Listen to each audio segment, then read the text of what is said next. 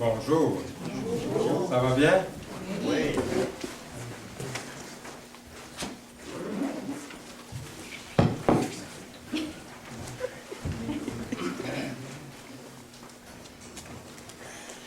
Comme vous avez vu à l'écran, le message d'aujourd'hui, l'écriture sur le mur.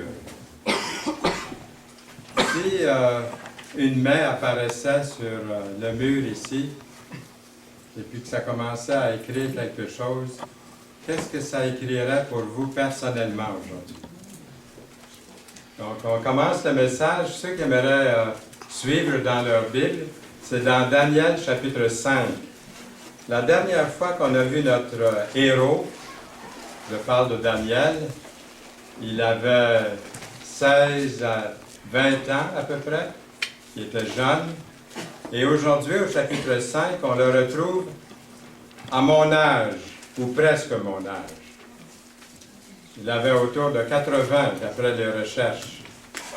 Il est toujours à Babylone, et puis il est rendu avec un gouverneur de l'Empire de Babylone qui s'appelle Balthazar. Donc, il n'était pas un jeune homme, mais il est resté toujours fidèle à Dieu. Et on va commencer à lire le premier verset dans Daniel 5, le verset 1. Le roi Belshazar donna un grand festin à ses grands, au nombre de 1000. Vous vous imaginez la salle, l'auditoire, 1000. Il but du vin en leur présence. Belshazar, quand il eut goûté au vin, fit apporter les vases d'or et d'argent que son père Nebuchadnezzar avait enlevés du temple de Jérusalem, afin que le roi et ses grands, ses femmes et ses convives s'en servent pour boire. Donc, ça va être, c'est tout un party, comme vous voyez. Il y a de la boisson, il y a du vin en abondance, il y a des prostituées, des concubines, plusieurs femmes, on voit, il avait plusieurs femmes. On continue au verset 3. Alors on apporta les vases d'or qui avaient été enlevés du temple de la maison de Dieu à Jérusalem, et le roi et ses grands, ses femmes, ses concubines, s'en servirent pour boire. Ils burent du vin et louèrent les dieux d'or, d'argent, d'airain, de fer, de bois et de pierre. Il y a quelqu'un qui a suggéré un autre titre pour ce chapitre 5 que nous avons. Un autre titre, le party le plus débile au monde. Quand mon épouse a vu le titre, elle a dit « J'aime mieux ce titre-là que l'autre titre précédent ». Puis elle a trouvé ça drôle parce qu'elle a dit « C'est un bon titre. Ce roi-là était vraiment complètement débile, c'est le bon mot. » Alors, on pourrait aussi ajouter comme sous-titre « Commandité par le millionnaire playboy Belshazar, qui est aux commandes de Babylone. » Jusqu'à date, est-ce que vous aimez ça? Ça promet, comme vous voyez. Ça s'est vraiment produit. C'est quelque chose d'historique qu'on peut aller vérifier en dehors de la Bible, dans des livres d'histoire aussi. Alors, ce fut une orgie, vraiment, où les prostituées étaient en abondance, le vin coule à flot, et que c'est comme le dicton qu'on utilise, qu'on entend des fois, « Mangeons, buvons, car demain nous mourrons ». Vous avez entendu ça souvent. Il y a une petite correction à faire pour lui, par exemple, pour Belshazar, c'est que lui, il ne voulait pas mourir. Mais c'est ce qui s'en vient pour lui quand même. Il ne voulait pas mourir tout de suite aujourd'hui, mais aujourd'hui même, il va être attaqué, il va être battu, il va être assassiné par des troupes qui sont déjà assemblées sous la ville, imaginez-vous, sous la ville de Babylone. Alors, ce n'était pas une petite soirée tranquille, là, au coin du feu, là, ce party-là, à quelque part dans un salon. Non. D'après les recherches, la salle de fête était énorme. On a même des dimensions 176 pieds de long, vous imaginez, par 56 pieds de large. Alors, certains des dîners organisés pour cette salle pouvaient être servis à des milliers d'invités. Donc, le contexte du chapitre 5 se résume à ceci. Grande fête, grand dépensier, grande orgie, grande difficulté. Et en pensant à ça, je me suis dit, ça ressemble pas mal à certaines des fêtes qu'on voit quelquefois dans le monde d'aujourd'hui. C'est jamais assez gros, c'est jamais assez fort. Alors, c'est ce qu'on a vu ici. Les problèmes ont vraiment commencé quand Belchazzar fait l'erreur de sortir des vases, des ustensiles sacrés qui avaient été volés par Nabuchodonosor à Jérusalem. Et puis, ils s'en servent dans leur party pour boire et tout ça. Imaginez-vous la scène. Balthazar est en charge des affaires de l'État, mais ce soir-là, il figure qu'il est temps de faire la fête, puis en plus, en ajoutant un sacrilège à cette fête, en utilisant, en profanant les vases sacrés du temple juif de Jérusalem, qu'il avait apporté de Jérusalem, avec la crème du peuple, hein, des captifs. Alors, les coupes sacrées, ça représente quoi? Bien, ça représente la rédemption de Dieu par le sang.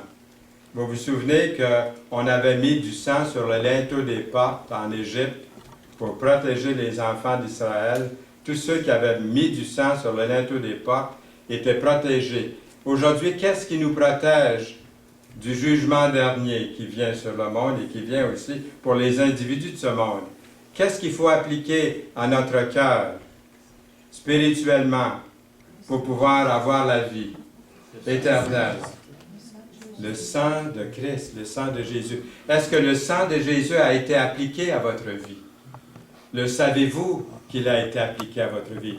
Vous le savez si vous avez demandé au Seigneur Jésus-Christ de venir, de le reconnaître comme Sauveur et Seigneur de votre vie.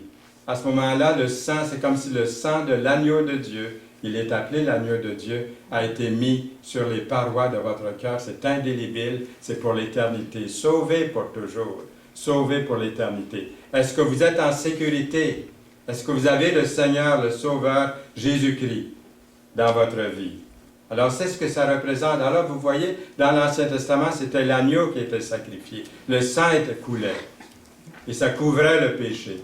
Tandis que Jésus, quand il est venu, il est appelé l'agneau de Dieu. Lui, il ne fait pas simplement couvrir le péché. Qu'est-ce qu'il fait?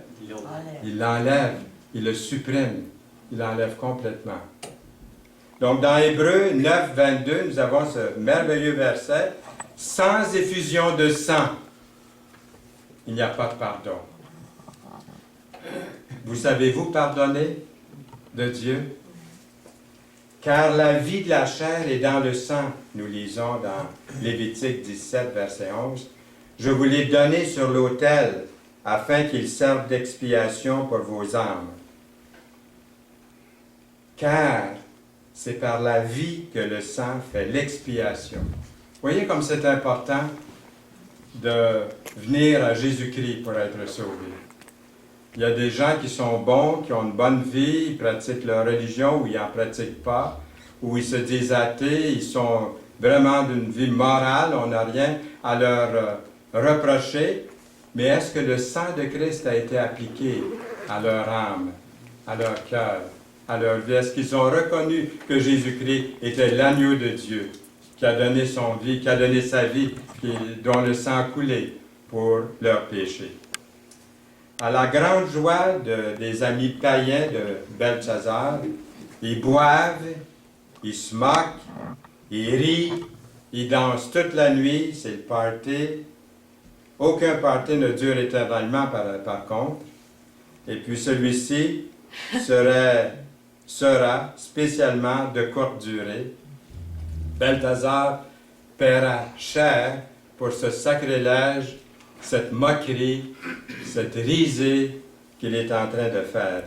Avez-vous remarqué qu'à notre époque, l'alcool est devenu un grave problème, surtout sur nos routes. À tous les jours, hein, vous entendez les nouvelles aussi bien que moi. Plus de la moitié de tous nos accidents sur les routes, les accidents d'automobile, de motocyclettes, peu importe, sont liés souvent à l'alcool. L'alcool détruit plus de familles qu'on peut l'imaginer. Boire à l'excès ruine des carrières, des relations, des mariages.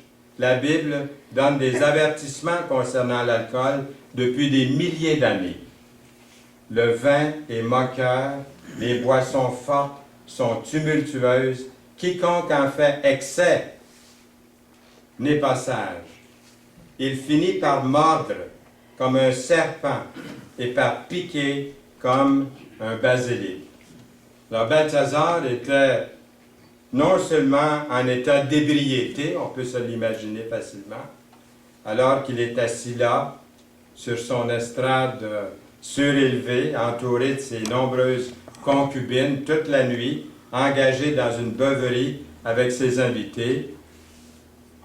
Il a également ajouté ce sacrilège, comme on a vu, à l'outrage, en buvant dans les vases précieux qui représentaient le salut, éternel. Et pour couronner le tout, lui et ses invités burent du vin et louèrent les dieux d'or, d'argent, d'airain, de fer, de bois, de pierre.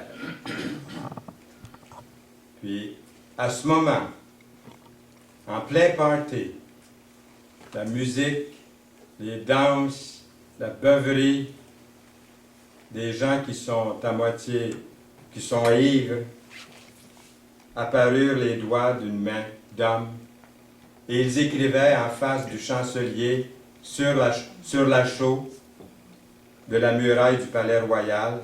Le roi vit cette extrémité de main qui écrivait. Alors le roi changea de couleur, et ses pensées le troublèrent. Les jointures de ses reins se relâchèrent. Vous savez ce que ça veut dire, hein? Oui. Et ses genoux se heurtèrent l'un contre l'autre. C'était épouvantable de voir une main comme ça, qui écrit sur le mur. Alors le roi cria avec force qu'on fasse venir les astrologues. On ne fait pas appel à Dieu, on fait appel aux hommes, on fait appel à n'importe quoi, mais sauf Dieu, les Chaldéens ou les Chaldéens, les devins. Et le roi prit la parole et dit aux sages de Babylone, « Quiconque lira cette écriture et m'en donnera l'explication, sera revêtu de pourpre, portera un collier d'or à son cou et aura la 3e place dans le gouvernement du royaume. » Tous les sages du roi entrèrent, mais ils ne purent pas lire l'écriture et en donner au roi l'explication. Sur quoi le roi Nebuchadnezzar fut effrayé, il changea de couleur et ses grands furent consternés. Au palais du roi, par une nuit d'immoralité, tout d'un coup, Dieu casse le party. On peut dire que Dieu a été un casseur de party, là. Hein? Ça a cassé pas mal raide. J'ai l'impression que la plupart des invités étaient tellement pompettes, étaient tellement éméchés, ivres, qu'ils ont peut-être pensé qu'ils s'imaginaient voir toutes sortes de choses que Belzazar avait organisées. De la magie ou, je sais pas, un spectacle durant ce party-là.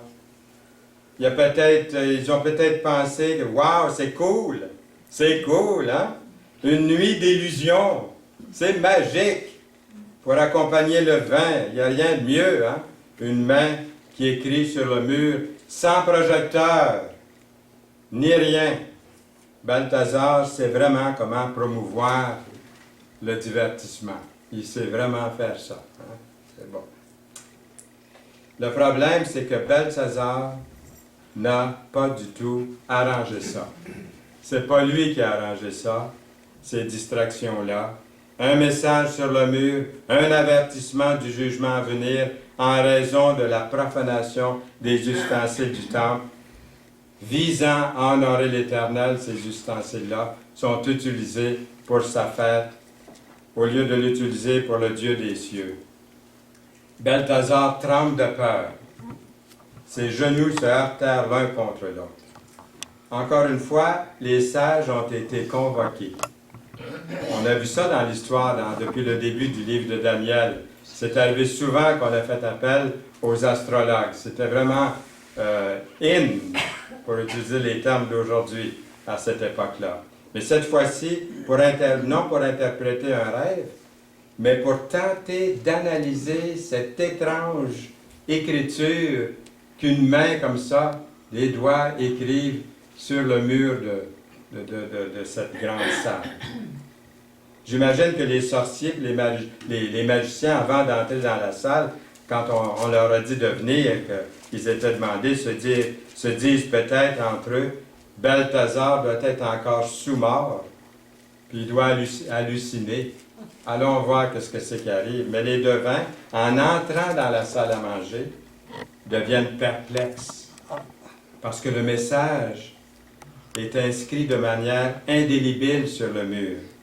Et en plus, ils ne savent pas comment interpréter ce qu'ils voient là. Alors c'est la panique.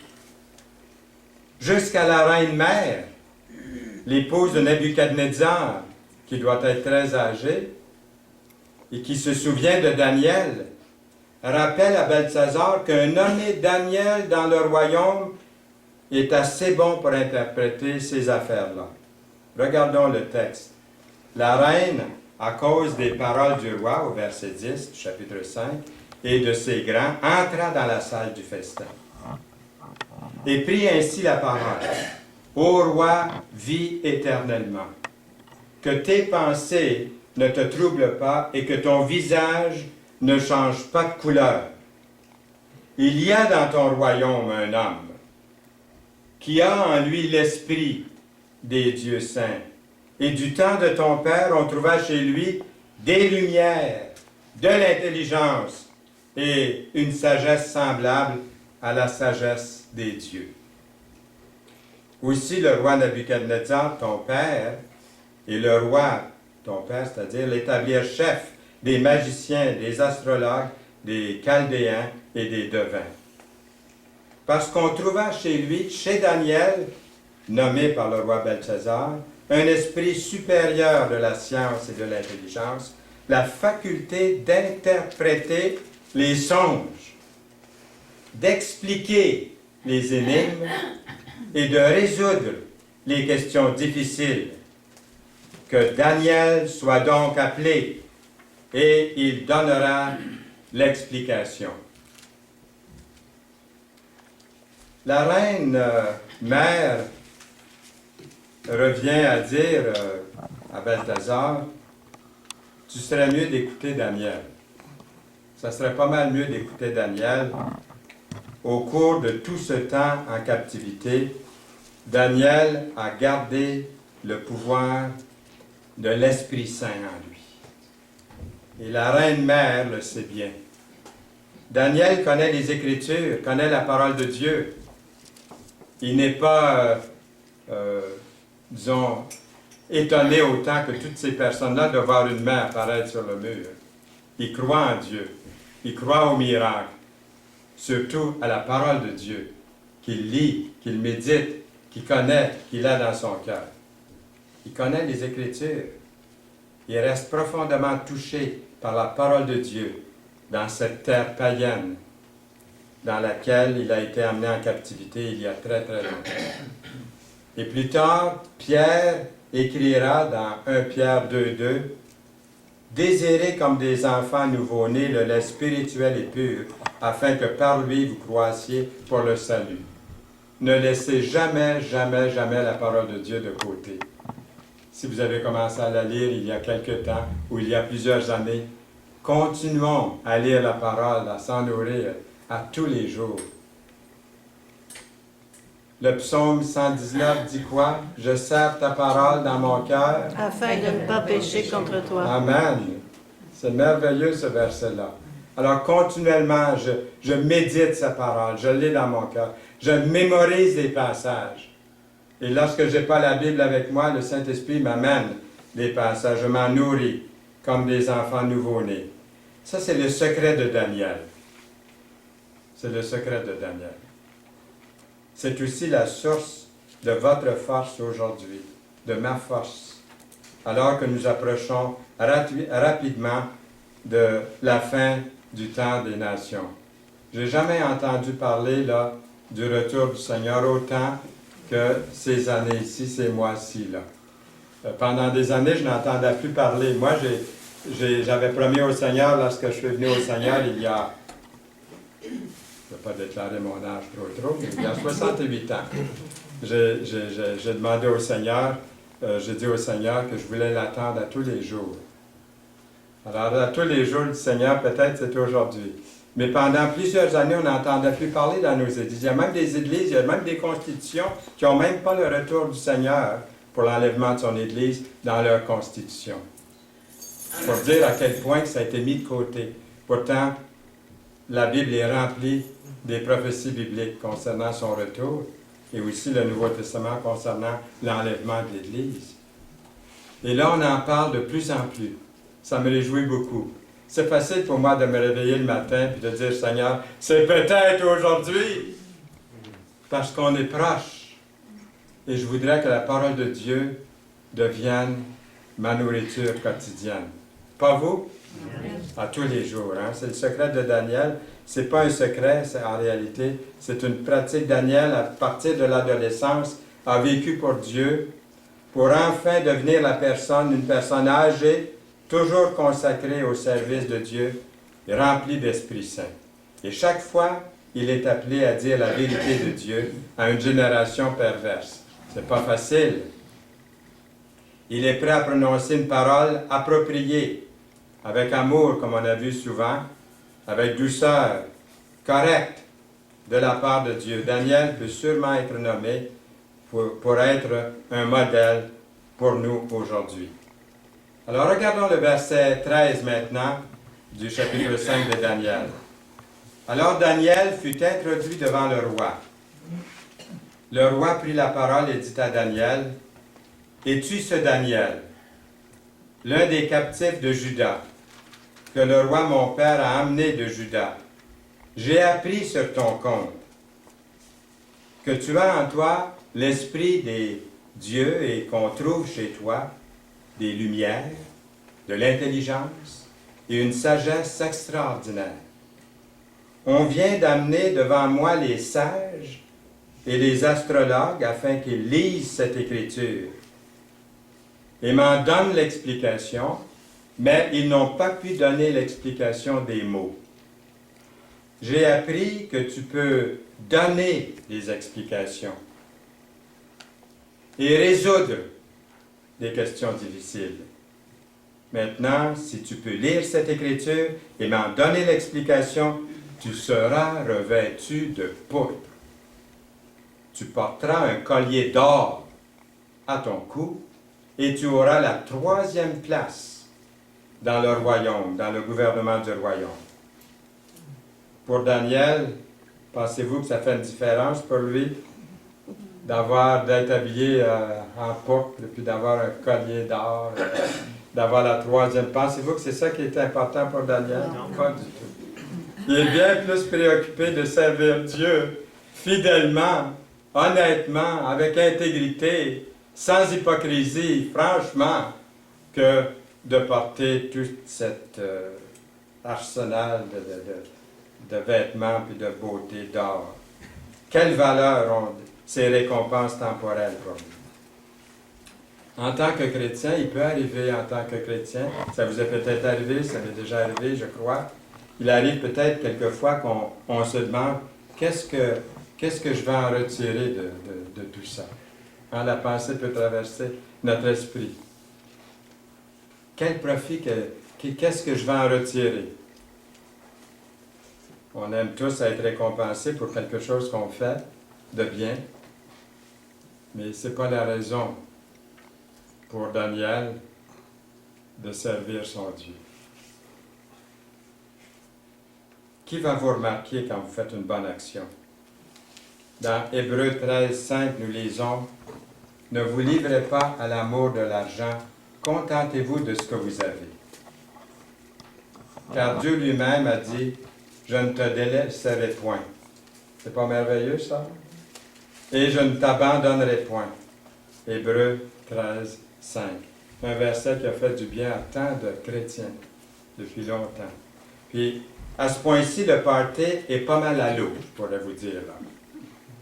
Les invités ont dû commencer à dégriser pas mal vite en voyant cette écriture-là là, sur le mur. Mais cette personne âgée là, qui est autour de 80 ans, là, Daniel, il est resté lucide et tout aussi vif et alerte que le jour où il a été enlevé de Jérusalem pour être amené à Babylone comme captif avec les autres Juifs.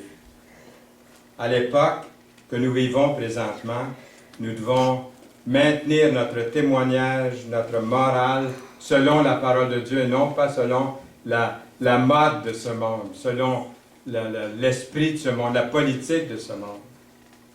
On doit revenir à la parole de Dieu et non à l'esprit du monde actuel. Amen. Amen. La suite la prochaine fois. C'est pas fini. Il y a pas mal d'affaires à arriver. Alors ce matin, on écoute un peu parce qu'on a beaucoup de choses au programme, mais que le Seigneur bénisse sa parole. Et nous allons continuer la prochaine fois. Seigneur, nous voulons te remercier, nous voulons te louer pour ta parole, ce message qui est tellement puissant, qui peut parler à notre âme, qui peut parler à notre cœur et puis à notre esprit.